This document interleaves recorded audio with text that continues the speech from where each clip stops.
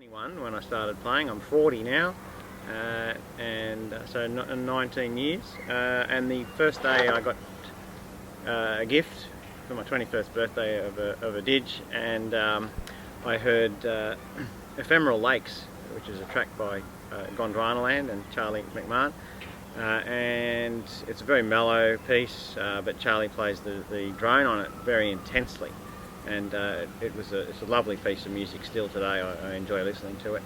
And the other track I heard that day was Virtuoso Didge by Alan Dargan, and both of these guys I became good friends with.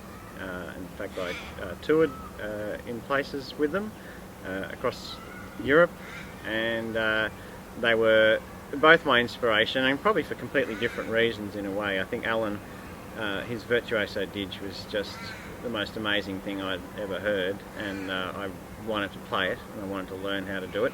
And Ephemeral Lakes as well. I've never heard, to this day, I've never heard someone play a drone as well as Charlie does on that piece of music. It's very intense, but it's not amorphous and wishy-washy like a drone is a drone is a drone really, but this is actually really played like a piece of music. So both those things spoke to me.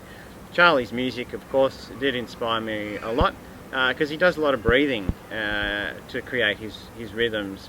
So they're all breath-based, and I spent probably 2 years trying to learn every single thing that Charlie had done. And in that way it really built a lot of strength up into my lungs. In fact, it was one of his tracks, I think, called Heat, where he uses a breath, about 5 breaths in the beat.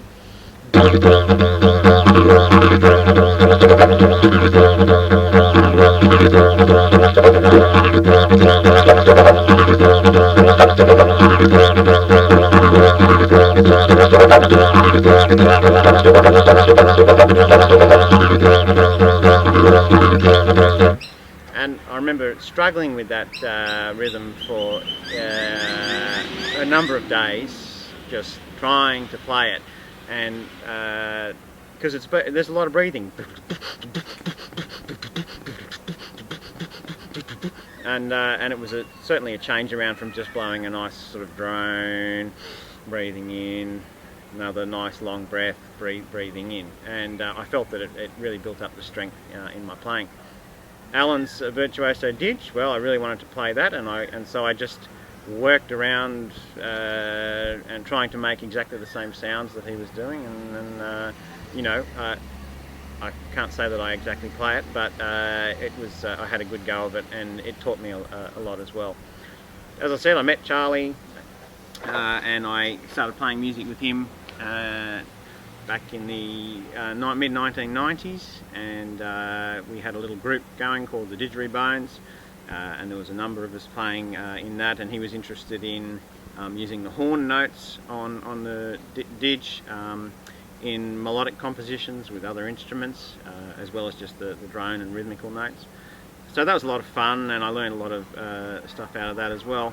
But I got together with an English guy called Mike Edwards, who was doing his PhD here in Australia, and for stress release he was playing the didgeridoo, and it turned out that he needed more stress release than time on PhD, I think. So we got together and played didge quite a lot, and a few friends in the Blue Mountains where I'm from as well also played didge, and we used to go out into the bush and play a lot, and it was just generally good fun. But I remember on one occasion I just thought, oh, I'll try and play something which is a little bit more of a beat to what everyone was doing, and we had this come out of it.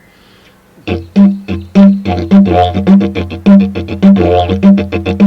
was something along those lines anyway, and it was using the horn note and the drone note, and trying to create a repetitive sort of beat that other people could play on top of, and play a different rhythm. And I really developed that with Mike Edwards when we did the Axis CD in 1999, and it came out as a track called Ruach, so it was a duet, and Mike played the bass part, which was And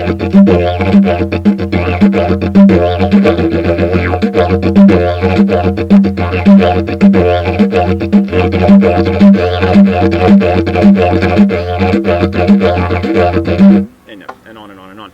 And then on top of that, you can build a kind of a lead didge part that sails over the top of it. And so Ruach was one of the tracks that came out of that style of playing. From there, you know, my technique developed a little bit. I thought, well, that's interesting. I wonder how much you could do with that. You know, like surely you could do endless beats and endless sort of rhythms using that sort of technique. So I think I was in the kitchen of Mike's place in Coogee one day, and I had it in the sink, and I started going.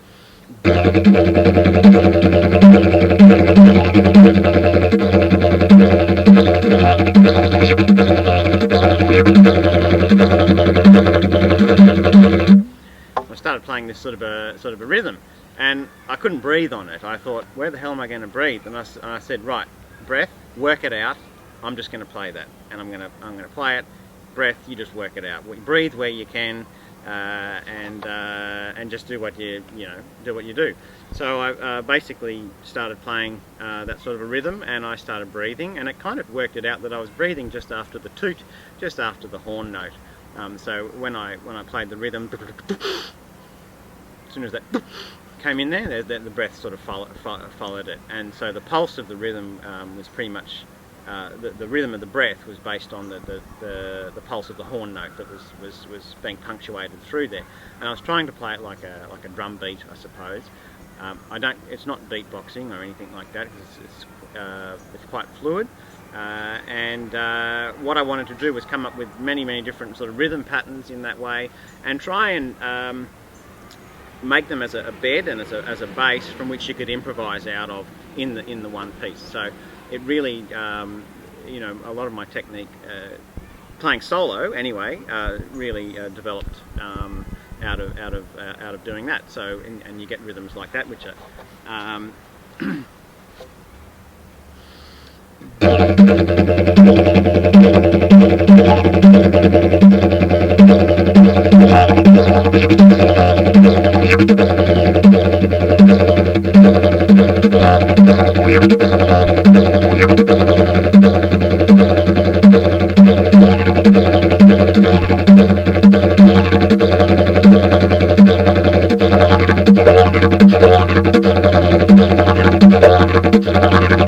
and then I was just trying to come up with different sort of structured rhythms and structured sort of patterns. I wasn't really into amorphous playing.